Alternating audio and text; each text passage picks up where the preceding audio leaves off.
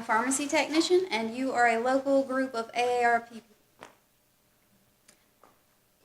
Imagine you go to your local pharmacy. You pick up your regular blood pressure medication.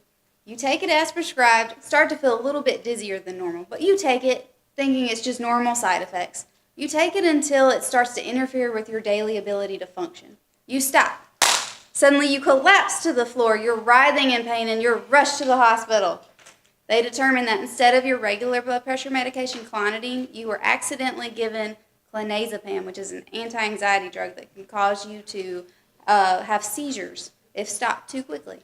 Mistakes like this happen all too frequently in pharmacies, and it can be devastating. Do you trust your pharmacy? I'm going to tell you a little bit about common misconceptions about pharmacies. Then I'm going to discuss the mistakes that they make and what you can do as customers to protect yourselves. People that work in pharmacies are people. They make mistakes, so you can't trust them all-inclusively. A study in Springfield, New Jersey discovered that they analyzed 10,000 prescriptions, discovered that 1 in 8 were filled incorrectly. Another study by AARP determined that people aged 50 and older take on average 4 prescription drugs. That means that if all of you got all your prescriptions filled at the same time, that half would have something wrong with at least 1 prescription. You may think, I have a conscientious pharmacist. She's hardworking, had years of experience. Not going to make that kind of mistake. But it might surprise you to learn that your pharmacist probably isn't filling your prescriptions. Who is? A pharmacy technician.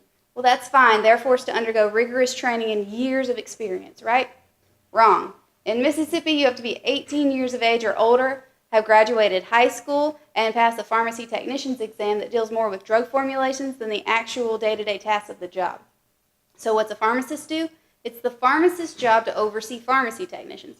But in Mississippi, they can oversee up to 3 pharmacy technicians. That means that your pharmacist might be on hold with the doctor and checking your work and your work and your work.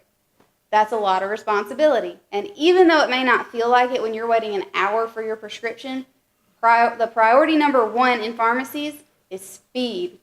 So on top of all the responsibilities and the intense pressure to fill them quickly, it's a breeding ground for mistakes. So now you've learned a little bit about the day-to-day tasks of pharmacies. I'm going to tell you about the mistakes they make. So the number 1 mistakes are caused by name confusion. 1 in 4 are caused by name confusion. That means a customer could come in with a similar name, Sanderson and Anderson, and have their drugs confused. Another problem is with clonidine and clonazepam. Like I said, drugs have similar names.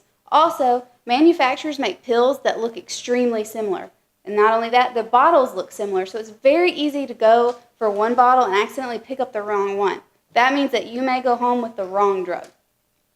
Name confusion is also caused by the handwriting of doctors. We all know doctors have illegible handwriting. So in order to counteract that, we've come up with electronic prescriptions. Great, right? Wrong. Electronic prescriptions are just as difficult because what happens is instead of typing in the actual name of the drug, it has a drop-down menu. You know how easy it is to just click the wrong thing on a drop-down menu? It happens all the time. Another problem with electronic prescriptions that most people don't know, it doesn't go directly to your pharmacy. It goes to a third-party source. That third-party source releases them in batches at their earliest convenience. What's that mean for you? That means that you could go to the doctor at 8 a.m., be diagnosed with the flu, and go pick up your prescription at 5 p.m. and it not be there. So if you have the flu and it's on a Friday, the problem is you have to treat the flu within 48 hours, so you're stuck with flu symptoms. I'm sorry. So, in order to, now that I've completely terrified you about ever going back into a pharmacy, I'm going to tell you some measures you can take to protect yourselves. The number 1 step you can take is be informed. You should know more than the pharmacy technician filling your prescriptions about your drugs. You need to know what they look like, when you need to take them, and what they're to treat. Also, you should definitely talk to your pharmacist and talk to your doctor. That's what they're there for. They're there to help you. It's a service they provide. So make sure to do that. Another thing, in order to prevent suffering from flu symptoms, the easiest thing to do is to ask your doctor to write a hard copy prescription. Now you say, wait a minute, name confusion.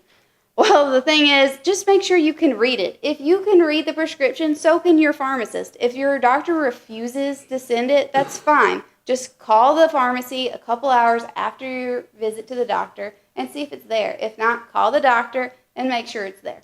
No big deal, right? Another thing you need to do, always, always, always, check your bag.